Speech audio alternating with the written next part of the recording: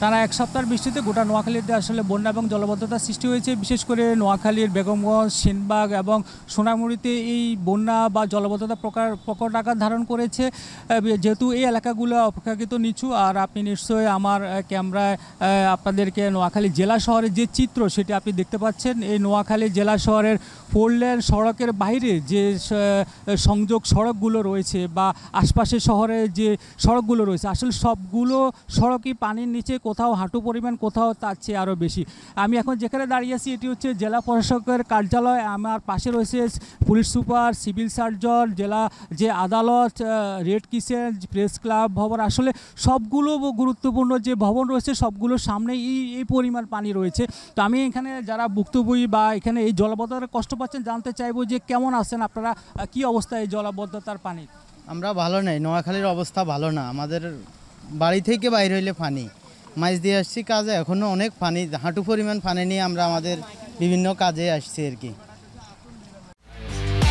একমাত্র ওয়ালটন এসি দিচ্ছে 1 বছরের রিপ্লেসমেন্ট গ্যারান্টি এবং কম্প্রেসারের 10 বছরের গ্যারান্টি। অবস্থা খুবই খারাপ, ঘর থেকে বাইরে কষ্টকর। আমরা সংশ্লিষ্ট সকলের দৃষ্টি আকর্ষণ করছি, দ্রুত ড্রেনেজগুলা বা খালগুলা যেখানে যেখানে আটক আছে এগুলোর ভালো ব্যবস্থা গ্রহণের জন্য দ্রুত পানি নামছে। হ্যাঁ, আর আসলে এখানে শুধু এই সড়কের পানি তা না, এখানে জেলার যে যানবাহন চলাচলের যে মূল সড়ক, 4 লেন সড়ক বা অন্যান্য যে সড়কগুলো রয়েছে সেই সড়কগুলোতে আসলে আমি পানি দেখতে পেয়েছি, এবং সেখানে সড়কে পানি থাকার কারণে এবং ভারী যানবাহন চলাচলের কারণে আসলে এই সড়কগুলো আরও বিভিন্ন জায়গায় খানাখন্দের সৃষ্টি হয়েছে। এবং আপনি জানেন যে গত এক সপ্তাহ না, প্রায় 1 মাস যাবৎ টানা বৃষ্টির কারণে নোয়াখালীর সবগুলো সড়কে আসলে খানাখন্দে সৃষ্টি হয়েছে, এবং সেখানে মানুষের চলাচলে বিঘ্ন হচ্ছে এবং মানুষ বেশ কষ্ট পেতে হচ্ছে এই সড়কগুলোতে চলাচলের কারণে। এবং আসলে শুধু সড়ক নয়, মানুষের বাড়িতে এবং ঘরেও পানি ঢুকে গেছে, সেক্ষেত্রে মানুষের রান্নাবান্না করতে খুব কষ্ট হচ্ছে, এবং মানুষ দেখা যাচ্ছে যে আসলে মানুষ একান্ত প্রয়োজন ছাড়া ঘর থেকে বের হচ্ছে না, এবং তারা দেখা যাচ্ছে যে হাট বাজারে বা রাস্তায় মানুষের উপস্থিতি অনেক কম দেখা যাচ্ছে। এছাড়া নোয়াখালী যে কৃষি বিভাগ তারা বলছে যে নোয়াখালীর যে বীজতলাগুলো রয়েছে সেগুলো সম্পূর্ণ পানির নিচে তলিয়ে গেছে, এবং যে ক্ষেতে যে আউশ এবং আমনের ক্ষেতগুলো রয়েছে সেগুলো আসলে পানির নিচে তলিয়ে গেছে। এবং কৃষি কর্মকর্তারা যেটি বলছেন যে আসলে আগামী 3 বা 4 দিনের মধ্যে যদি পানি ক্ষেত থেকে সরিয়ে না যায় তাহলে আসলে এ ফসল আর উদ্ধার করা সম্ভব হবে না। আর এই যে পানি বা জলবদ্ধতার যারা ক্ষতিগ্রস্ত তারা বলছে যে এই জলবদ্ধতার সৃষ্টি হচ্ছে মূলত নোয়াখালী যে পানি নামার যে খালগুলো রয়েছে সেই খালগুলো আসলে দখল হয়ে গেছে, বা পানি নামার যে ড্রেনেজ ব্যবস্থা, পর্যাপ্ত ড্রেনেজ ব্যবস্থা নেই। এছাড়া যে যত্রতত্র যে পানি নামার জায়গাগুলোতে দালান কোঠা তৈরি করে রাখা হয়েছে, বা ড্রেন যেগুলো আছে সেগুলো আসলে সংস্কার করা হয়নি, সেগুলো ময়লার জমি ভরাট হয়ে আছে, খালগুলোতে ময়লার জমি ভরাট হয়েছে, আসলে খালও খনন করা হয়নি অনেক জায়গায়। সেজন্য আসলে মূলত এই বা বিভিন্ন জায়গায় আসলে মাছের খালের উপর বাদ দিয়ে মাছের ঘের তৈরি করা হচ্ছে, মাছ চাষ করা হচ্ছে, বা বিভিন্ন যে কোম্পানিগঞ্জ উপজেলা, সুবর্ণচর উপজেলা যেখান দিয়ে আসলে নদীতে পানিগুলো নেমে যায় সেখানে আসলে মাছের ঘের তৈরি করে মাছের প্রতিবন্ধকতা সৃষ্টি করা হয়েছে। আসলে সেজন্যই পানিগুলো নামতে পারছে না। এছাড়া নোয়াখালীর যে আবহাওয়া অফিস বলছে যে গত 24 ঘন্টা নোয়াখালীতে 37 মিলিমিটার বৃষ্টিপাত হয়েছে, তবে হাতিয়া উপজেলা এই বৃষ্টিপাতের পরিমাণ 121 মিলিমিটার। তবে গতকাল এই বৃষ্টির পরিমাণ আরও বেশি ছিল, অর্থাৎ তারা যেটি আবহাওয়া অফিস বলছে যে গতকাল নোয়াখালীতে 174 মিলিমিটার বৃষ্টিপাত তারা রেকর্ড করেছেন। আর আবহাওয়া অফিস বলছে যে এই বৃষ্টির টানা যে বৃষ্টির পরিমাণ সেটি আগামীকাল এবং পরশু পর্যন্ত অব্যাহত থাকবে, এরপরে আস্তে আস্তে ধীরে ধীরে এই বৃষ্টিপাতের পরিমাণ কমে যাবে। আর নোয়াখালীর এই যে বন্যা বা জলাবদ্ধতা, মানুষের ঘর বাড়িতে পানি উঠে গেছে, শিক্ষা প্রতিষ্ঠানে যে পানি উঠে যাওয়ার কারণে আসলে মূলত আজ থেকে নোয়াখালীর যে প্রাথমিক বিদ্যালয়, মাধ্যমিক বিদ্যালয় এবং উচ্চ মাধ্যমিক যে বিদ্যালয়গুলো রয়েছে সেগুলো আসলে বন্ধ ঘোষণা করা হয়েছে আজ থেকে, এবং সেই বিদ্যালয়গুলোকে আসলে বন্যা বা জলবদ্ধতার কারণে ক্ষতিগ্রস্ত মানুষের আশ্রয়ের জন্য প্রস্তুত রাখা হয়েছে, এবং প্রশাসনের পক্ষ থেকে বলা হচ্ছে ক্ষতিগ্রস্ত মানুষজন যেন নিরাপদ আশ্রয় বা শিক্ষা প্রতিষ্ঠান বা যে নিরাপদ আশ্রয় কেন্দ্রগুলো তৈরি করা হয়েছে সেগুলোতে যেন মানুষ আশ্রয় নেয়। এছাড়া জেলা প্রশাসন বা উপজেলা প্রশাসন থেকে তারা এই বন্যার পানি বা জলবদ্ধতার পানিগুলো নামার জন্য তারা বিভিন্ন জায়গায় যে খালের উপর বাঁধ দেওয়া হয়েছে বা মাছের ঘের তৈরি করা হয়েছে, বা আমি যেটি দেখিয়ে দিচ্ছি যে নোয়াখালী যে বেগমগঞ্জের যে মূল যে খালটা রয়েছে সেখানে উপজেলা প্রশাসনের পক্ষ থেকে খাল যে ময়লা সেটি পরিষ্কার করার কাজে তারা হাত দিয়েছেন। তারা বলছেন যে বিভিন্ন জায়গার বাঁধগুলো কেটে দেওয়া হচ্ছে বা পানি নামার যে প্রতিবন্ধকতা সেগুলো সরানোর তারা কাজ শুরু করেছেন। এছাড়া তারা বলছেন যে যে খালের উপর যে অবৈধ স্থাপনা রয়েছে জেলা প্রশাসনের পক্ষ থেকে বলা হচ্ছে তারা সেগুলো উচ্ছেদের জন্য তারা কাজ শুরু করবেন এবং তারা উপজেলা নির্বাহী অফিসারদেরকে নির্দেশনা ইতিমধ্যে দেওয়া হয়েছে যেন সে চিহ্নিত করে অবৈধ স্থাপনাগুলো যেন উচ্ছেদ করা হয়।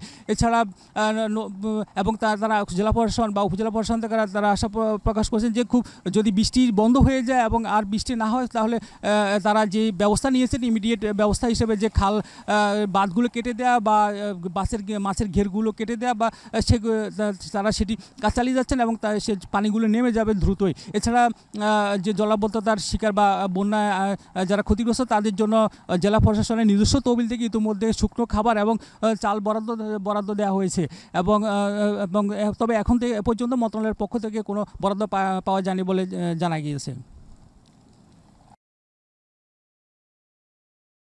নোয়াখালীতে যে বন্যা বা জলাবদ্ধতা সৃষ্টি হয়েছে এখানকার যারা ভুক্তভোগী তাদের কাছে জানতে চাইবো যে আসলে কেন এই ধরনের জলাবদ্ধতা বা এতটা পানিতে আপনারা কষ্ট পাচ্ছেন। নোয়াখালীতে আজকে লক্ষ লক্ষ লোক আমরা পানিবন্দী, রান্নার ঘরে পানি উঠে গেছে, খাওয়ার কোনো ব্যবস্থা নাই। এই জলাবদ্ধতার মূল কারণ হলো আমাদের পূর্বে জনপ্রতিনিধিরা রাষ্ট্রের টাকা লুটপাট করছে, সুন্দর মতো রাষ্ট্রের কাজ করে নাই এবং এই জেলার অবৈধ ক্ষমতাধারীরা খাল বিল বন্ধ করে অবৈধ স্থাপনা নির্মাণ করে আজকে আমরা পানিবন্দী। এর একটা সুষ্ঠু সমাধান হওয়া উচিত এবং এই অবৈধ স্থাপনাগুলো জরুরি ভিত্তিতে সেনাবাহিনীর নেতৃত্বে উচ্ছেদ করার জন্য আমি সরকারের কাছে জোর দাবি জানাচ্ছি। ধন্যবাদ। আমি এখানে জানতে চাইবো যে এখানে যারা জলাবদ্ধতার শিকার হচ্ছে তারা মানে কি অবস্থা এখানে জলাবদ্ধতার? বাসাবাড়ির যে অবস্থা, মানুষের অনেক দুর্ভোগ। আমাদের দুর্ভোগের কোনো নিয়ন্ত্রণ কোনো কার্যক্রম নিতেছে না, আমরা খুবই কষ্টে আছি। আমাদের বাসাবাড়িতে এমন কোনো পুরা নিচতলা পানিতে ভাসে গেছে, পুরা নিচতলার অবস্থাই খারাপ, মানুষ অনেক কষ্টে আছে। ফার্নিচার হইতে যাবতীয় জিনিস আছে সকল জিনিস নষ্ট হয়ে গেছে, হাঁটু পরিমাণ পানি। এটার জন্য কোনো কার্যনীয় কোনো কিছু নাই। জেলা প্রশাসনের কাছে আবেদন করছি আমরা দ্রুত সময়ের ভিতরে যেন কি এটার একটা ব্যবস্থা নেওয়া হোক। এখানে যে দেখতে পাচ্ছি আপনারা অনেক কষ্ট করে চলাফেরা করছেন, তো কি অবস্থায়? অনেক কষ্ট করে চলাফেরা করতেছি আমরা, বা অফিসে আসা যাওয়া করতে খুব কষ্ট হইতেছে। বাসার থেকে আসতে হাতে করে লুঙ্গি নিয়ে আসি এবং চেম্বারে আসি, জামা কাপড় পাল্টায় আবার আরেক সেট জামা কাপড় পরে তারপরে কোর্টে আসি। এইভাবে আমরা খুব কষ্ট স্বীকার করে জীবনযাপন করতে আসি। বাড়িতেও প্রচুর পরিমাণ পানি, রান্নাবান্না খাওয়ার খুবই কষ্টকর অবস্থায় সময় পার হইতেছে। এই বন্যা বা জলাবদ্ধতা সবচেয়ে কষ্টে আছে এখানকার যারা দিনমজুর আছেন বা খেটে খাওয়া মানুষ আছেন। আমি জানতে চাইবো যে তারা আসলে কেমন আছেন আপনারা এই বন্যা জলাবদ্ধতায়? বন্যায় জলাবদ্ধতা আমরা শান্তিতে নাই ভাই, সব রোডঘাট সব ডুবে গেছে, আমরা এখন গাড়ি চালাতে পারতেছি না। আমরা ডেলি এই জামা কাপড় কত ফলটাম বুঝছেন, আমরা এত কষ্টের মধ্যে আছি। আমাদের বাড়ি ঘরে সব ডুবি পানি হয়ে গেছে, এখন আমরা টেনশনে আছি আমরা কীভাবে চলবো। আঙ্গতে এই কর্ম ছাড়া কোনো কর্ম নাই, আঙ্গরে কে সাহায্য করবো বুঝলেন। আমরা যেখানে যাই এখানে পানির লাই আমরা গাড়ি চালাতে পারি না। আমরা দিন মজুরি, আমরা যদি গাড়ি যদি চালাই যদি নৌকাইতে পারি তো আমরা চলুমটা কীভাবে, আমরা এই টেনশনে আছি, আমাদের কে সাহায্য করবে।